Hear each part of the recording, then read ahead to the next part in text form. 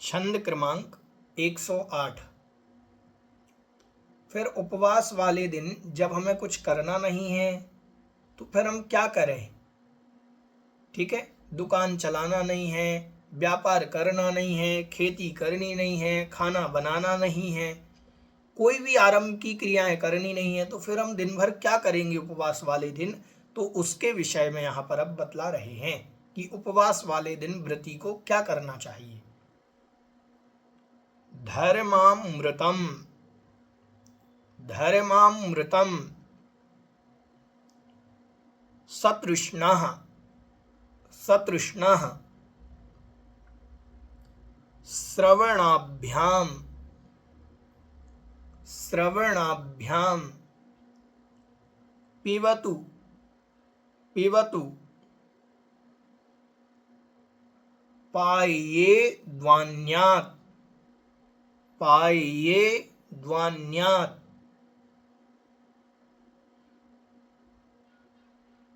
पायेद्वान्यान्, अंत में ना है, पायेद्वान्यान् ज्ञानध्यान परो, ज्ञानध्यान परो वा भवतूप वसन्नतन्द्रालुः, भवतूप वसन्नतन्द्रालुः। ठीक है, उच्चारण करते हैं। धर्मामृतं सतृष्णः श्रवणाभ्याम पिबतु पायेद्वान्यान् ज्ञानध्यानपरो वा भवतूपवसन्नतन्द्रालुः।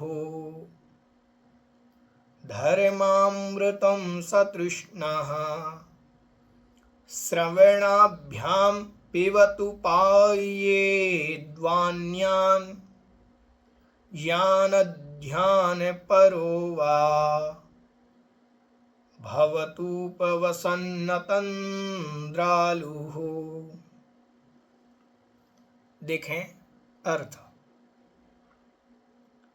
धर्मामृतम, धर्म रूपी अमृत को, धर्म रूपी अमृत को सतृष्णा, तृष्णा के साथ, इच्छा के साथ, अत्यंत इच्छा से युक्त होते हुए कि और मिल जाए और मिल जाए और मिल जाए, ऐसी भावना से युक्त धर्म रूपी अमृत को अत्यंत इच्छा के साथ श्रवणाभ्याम, श्रवण, श्रवण मतलब होते हैं कान, दोनों कानों के द्वारा, ठीक है, धर्म रूपी अमृत को तृष्णा से युक्त होते हुए दोनों कानों के द्वारा पिबतु, पिए।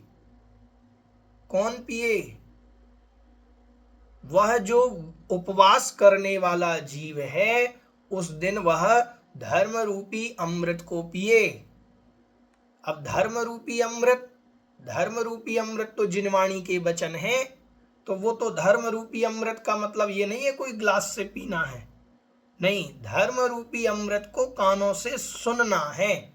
उसी को कहा है धर्म रूपी अमृत को इच्छा से सहित, तृष्णा से सहित होता हुआ अपने दोनों कानों से पिए, पिबतु।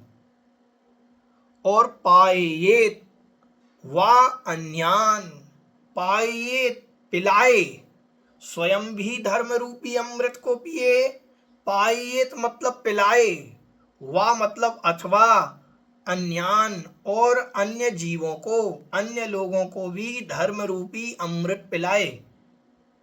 स्वयं भी धर्म का श्रवण करे और दूसरों को भी धर्म के बारे में बतलाए।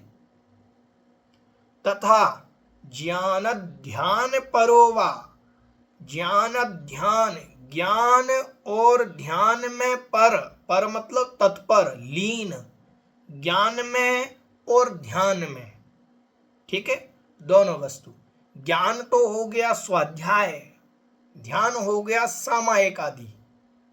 ठीक है, तो स्वाध्याय में अपना समय निकाले और सामायिक आदि में अपना समय व्यतीत करे, तो ज्ञान और ध्यान में तत्पर होवे, परुवा।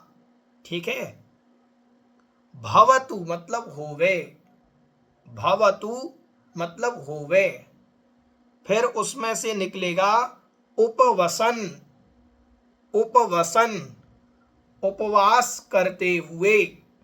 ठीक है, जो उपवास कर रहा है, ऐसा उपवास करने वाला जो व्यक्ति है, अतंद्रालु, अतंद्रालु मतलब बिना तंद्रा के, तंद्रा मतलब आलस्य, आलस्य से रहित होते हुए उपवास करने वाला जो व्यक्ति है, वह उपवास करने वाला व्यक्ति धर्म रूपी अमृत को तृष्णा के भाव से और अधिक मिल जाए मुझे, और अधिक मिल जाए, ऐसा स्वयं अपने दोनों कानों से पिए, दूसरों को पिलाए और ज्ञान ध्यान में तत्पर रहे, लीन रहे। ये एक उपवास वाले दिन हमें करना चाहिए। समझ में आया? ठीक है, तो उपवास वाले दिन करने योग्य जो कार्य बतलाए गए हैं वो यहाँ पर ये जानने चाहिए। एक बार और पूरे छंद का अर्थ देखें।